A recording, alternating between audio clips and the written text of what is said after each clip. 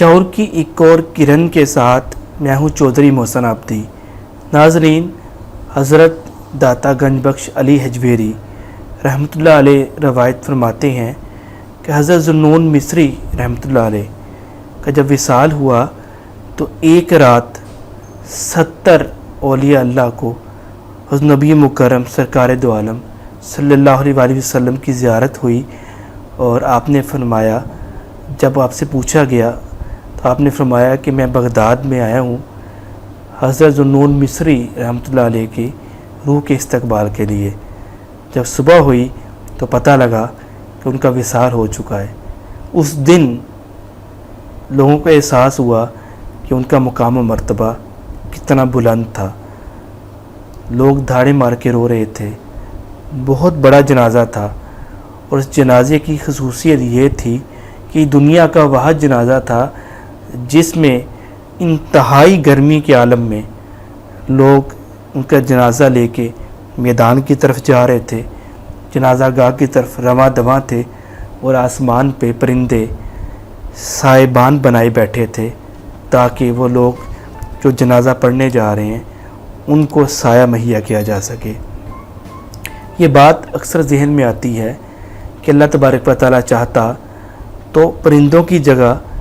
آسمان پہ بادل آتے اور اس سے بھی سایہ کر سکتا تھا، لیکن پرندوں کا سایہ کرنے کا مقصد یہ تھا تاکہ عوام کو یہ پتہ لگ جائے کہ میرا عاشق ہے جو اس دنیا سے جا رہا ہے، اور وہ لوگ جو اس کے جنازے میں شامل ہوئے ہیں ان کی بھی بخشش کا سامان اس عاشق کے ذریعے ان کو مل رہا ہے۔ ناظرین، آج کی شعور کی کرن میں 3 باتیں ہم آپ کے ساتھ شیئر کرنا چاہتے ہیں۔ سب سے پہلی یہ کہ وہ گمنام لوگ جو ظاہری طور پہ اتنے معروف نہیں ہوتے لیکن وہ اللہ کے بہت قریب ہوتے ہیں، اور اللہ تبارک و تعالیٰ کی قربت کی وجہ سے ہی وہ اکثر اوقات، کسی نے کیا خوب کہا تھا، تعلق رکھتے ہیں ہر بد و نیک سے ہم، تعلق رکھتے ہیں ہر بد و نیک سے ہم، تیرے ملنے کے لیے ملتے ہیں ہر ایک سے ہم۔ کہ وہ تو کسی سے ملتے بھی اس لیے ہیں کہ اس میں اللہ کی رضا ہے۔ ظاہری خواہشات کی تسکین یا اپنی مادی خواہشات کو پورا کرنا یا کوئی ظاہری فائدے کے حصول کے لیے کسی سے تعلق رکھنا ان کا شعار نہیں ہوتا۔ یہی وہ لوگ ہوتے ہیں جو اللہ کے قریب ہوتے ہیں، اور ان میں حضرت ذوالنون مصری رحمۃ اللہ علیہ کا نام آتا ہے کہ جب ان کا وصال ہوا اس وقت عام عوام کو اس چیز کا احساس ہوا کہ اللہ تبارک و تعالیٰ کے کتنے قریب تھے۔ اور پھر دوسری بات، حضرت نبی مکرم سرکار دو عالم صلی اللہ علیہ وآلہ وسلم کا خود بغداد میں تشریف لانا، اور 70 سے زیادہ ولی اللہ کا ان کی خواب میں آنا اور کہنا کہ میں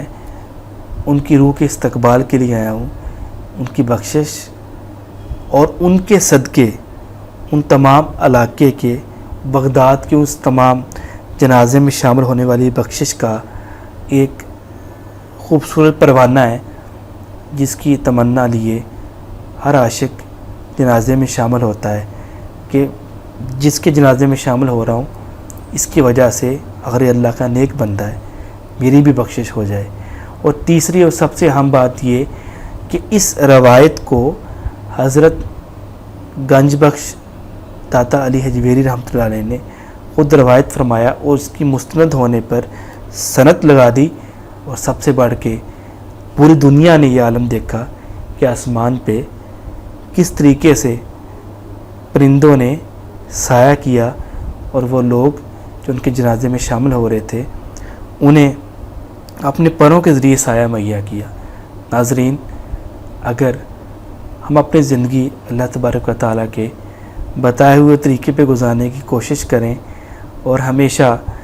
اپنے آپ کو اللہ کی بتائی گئی اصولوں اور اللہ تعالیٰ کی رضا میں زندہ رہنے کی طرف توجہ دیں، تو اللہ تعالیٰ ہماری محبت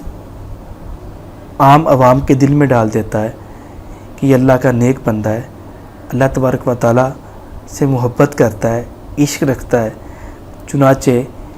تم بھی اسے عشق رکھو، اس سے محبت کرو۔ امید آج کی گفتگو آپ کو پسند آئی ہوگی۔ اللہ تعالیٰ ہمیں بھی ان لوگوں کی جوتیوں کا صدقہ ان میں شمار ہونا تو بہت بڑی بات ہے. ان کی نسبت کے صدقے بخشش کا پروانہ عطا کرے. چودھری محسن عابدی کو اجازت دیجیے. اللہ حافظ.